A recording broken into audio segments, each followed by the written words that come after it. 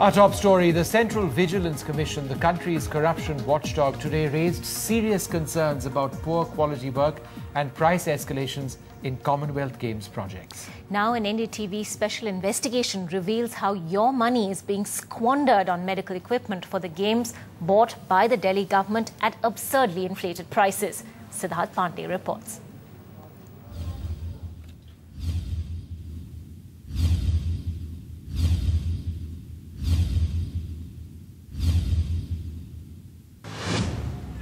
The truth of why the Delhi Commonwealth Games are turning out to be the most expensive is now perhaps finally being revealed. So far, more than 30,000 crore rupees have been spent, with all the agencies involved in the Games massively overshooting their original budgets. Take the Delhi Health Department for example. In March this year, the department called for tenders for 34 medical items including stretchers, wheelchairs and ultrasound therapy machines, which it planned to set up at various sites of the Commonwealth Games. These were meant for the 10,000 players and officials expected. Several companies applied, but it seems that most were rejected on technical grounds. After a protest by several prominent and internationally reputed firms, the tender was scrapped and a fresh one called on May this year. But now another shock in store. But in this case, no prices were announced. First time also, they didn't announce any prices. Second time also, there were no price announcement, in spite of repeated requests by vendors. This is the final price list at which the medical equipment is going to be bought for the Games.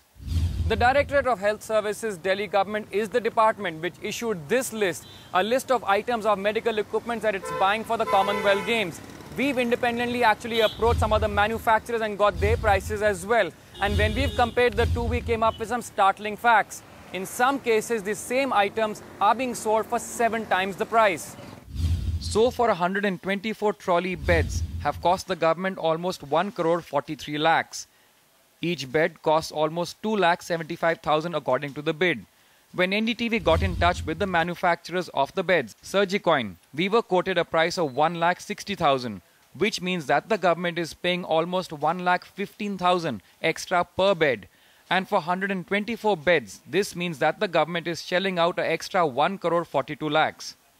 Now to another product, the shifting trolley for the Games. The government is buying 36 such trolleys. For the beds, the government is paying 72,000 per bed. The manufacturer, Surgicoin, gave us a price of 40,000 per bed and promised us better rates if we bought in bulk. So for 36 shifting beds, the government is paying 11,52,000 rupees extra.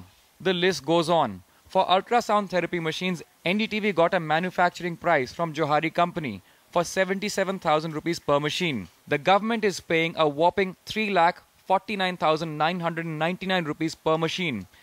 In effect, for 41 machines, the government is paying almost 1 crore 12 lakhs extra for the ultrasound therapy machines. For another medical equipment, the shortwave diathermy, which is used to treat muscle and tissue injuries, the government is facing a loss of 4,17,000 rupees per machine. So in effect, for 20 machines, that means 83 lakh rupees extra. So just for all these 4 items that we investigated, the total loss to the government is almost 3.5 crore rupees.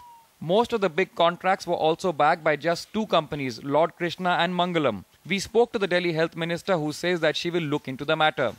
Well, I have no idea because I'm not directly related to purchases. However, if you have made any such comment and maybe based on something, I would definitely inquire into this. And the bitter truth is that while these tenders were issued in the name of the Commonwealth, the fact is that these rates and this list is now valid till June next year.